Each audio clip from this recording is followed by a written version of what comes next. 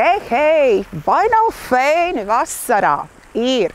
Un tas ir mūsu atvaļinājuma laiks. Es esmu Zaida, es LV portālā veidoju informāciju par darba tiesībām, un šodien es esmu iecerējusi tev pastāstīt dažas papildu atvaļinājuma izmantošanas nianses, kas tev lieti noderēs izmantojot tavu papildu atvaļinājumu. Tātad pirmā lieta. Tiesības uz papildu atvaļinājumu nosaka darba likuma 151. panta 1. daļa. Papildu atvaļinājumu darba devējam ir pienākums piešķirt bērnu vecākiem, kā arī tiem darbiniekiem, kas strādā ar īpašu risku saistītu darbu. Papildu atvaļinājumu darba devējs piešķir tikai darba dienās, un tu to vari izmantot sevis izvēlētā laikā.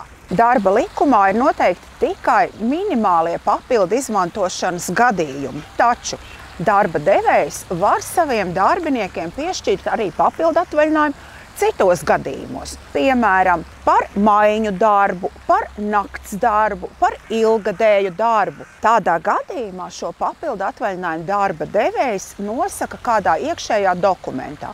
Piemēram, darba koplīgumā, varbūt tavā darba līgumā vai arī citā normatīvajā aktā. Darba likums nosaka, ka tiesības uz papildu atvaļinājumu rodas tava individuālā darba gada sākumā. Un papildu atvaļinājums tev ir obligāti jāizmanto līdz nākamā gada ikgadējam atvaļinājumam. Tātad vispirms vari izmantot papildu atvaļinājumu, tad kārtējo atvaļinājumu, bet atceries, ka iekļaujies šajā laikā, citādi papildu atvaļinājums zudīs.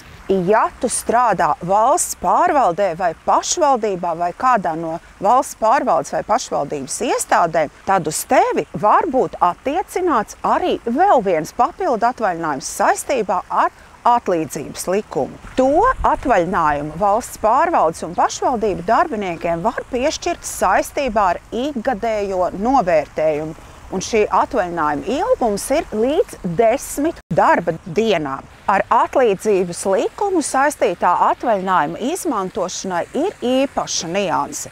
Šo atvaļinājumu drīkst izmantot tikai tad, kad būs izmantots kārtējais atvaļinājums. Turklāt šis papildu atvaļinājums arī ir jāizmanto līdz nākamā gada ikgadējam atvaļinājumam. Tagad pastāstīšu īsumā par papildu atvaļinājumiem, kas ir saistīti ar darbu ar īpašu risku.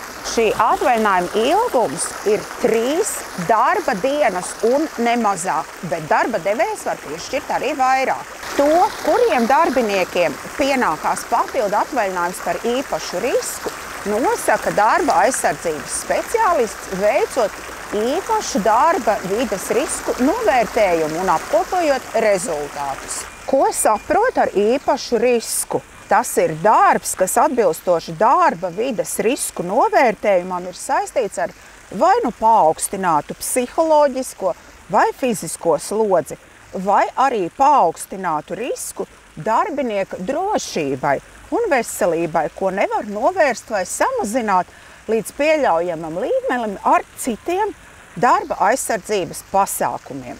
Un par papildu atvaļinājumu, kas saistīts ar bērniem. Atkarībā no bērnu skaita un vecuma ģimenē papildu atvaļinājumu par bērnu vai bērniem ir tiesības saņemt visiem bērnu vecākiem.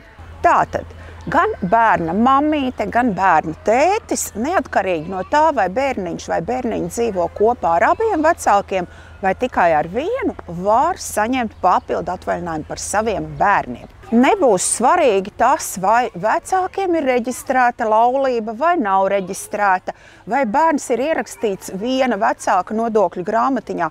Papildu atvaļinājums pienākās jums abiem.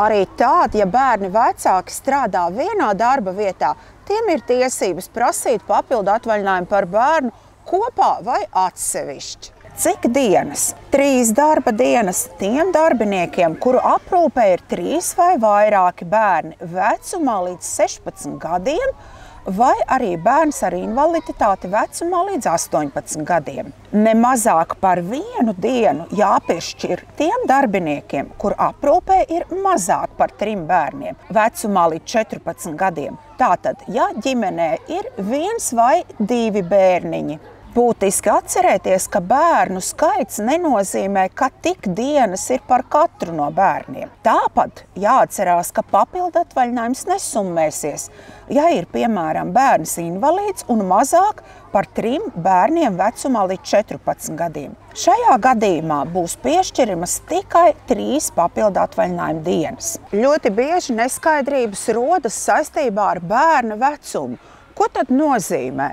Bērni vecumā līdz 14 gadiem. Darba likuma izpratnē bērni līdz 14 gadiem nozīmē pilnus 14 gadus, līdz bērns ir sasniedzis 15 gadu vecumu.